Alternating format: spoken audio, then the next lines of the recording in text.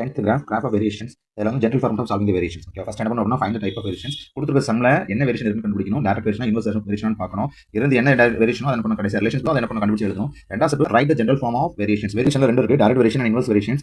Direct variation general form என்ன பண்ணனும், y = kfx வரும். அதே இதுல இன்வெர்ஸ்ல y = k/x வரும். இந்த ஃபார்முலா எழுதிட்டு அதுல என்ன பண்ணனும், நம்ம k டெரைவ் பண்ணனும். k டெரைவ் பண்றதுக்கு ஃபார்முலால இருந்து என்ன பண்ணனும், நம்ம k எக்ஸ்பேண்ட் பண்ணி எழுதணும். எழுத சொல்ல டைரக்ட் வேரியேஷன் தான் k = y/x வரும். அதே இது இன்வெர்ஸா இருந்துச்சுனா k = x. k வந்து ரிமைன் கான்ஸ்டன்டாக இருக்கணும். k கண்டுபிடிச்சதுக்கு அப்புறம் ஃபோர்த் ஸ்டெப் அந்த k கொண்டு போய் ஜெனரல் ஈக்குவேஷன் சப்ஸ்டிட்யூட் பண்ண சொல்ல நமக்கு என்ன ஆயிரும் அப்படினா அந்த சம்முக்கான ஒரு ஈக்குவேஷன் டெரைவ் ஆயிரும். அந்த ஈக்குவேஷன் டைரக்ட் வேரியேஷன்ல உள்ள ஈக்குவேஷனோட சமமா இருந்துச்சு அப்படினா y = ax. ax ஏதோ ஒரு கான்ஸ்டன்ட் வேல்யூ. அதே இது அது இன்வெர்ஸ் சமமா இருந்துச்சு அப்படினா x = a ங்கிற ஒரு ஈக்குவேஷன் டெரைவ் ஆகும். அதுக்கு என்ன பண்ணனும், அந்த ஈக்குவேஷனை விஷுவல் ஃபார்மா ரெப்ரசன்ட் பண்ணனும். அது டைரக்ட் வேரியேஷனுடைய சமமா இருந்துச்சு அப்படினா ஒரு ஸ்ட்ரைட் லைன் கிடைக்கும். அதே இது இன்வெர்ஸ் வேரியேஷன்ல உள்ள சமமா இருந்துச்சு அப்படினா ஒரு ஃப்ரீ ஹேண்ட் ஸ்மூத் கர்வ் கிடைக்கும். லாஸ்ட் ஸ்டெப் என்ன அப்படினா கண்டிப்பா அந்த சம்ல என்ன கேட்பாங்க அப்படினா கொடுத்து கிராஃப்ல क्वेश्चन ரைஸ் பண்ணிருப்பாங்க. அந்த क्वेश्चन கிராஃப்ல இருந்து கண்டுபிடிச்சு சொல்லிருப்பாங்க. நம்ம கிராஃப்ல இருந்து கண்டுபிடிக்க முன்னால மேனுவலா நம்ம வச்சிருக்கிற கண்டுபிடிச்ச அந்த ஃபார்முலால சப்ஸ்டிட்யூட் பண்ணி மேனுவலா செக் பண்ணி பாத்துக்கோங்க.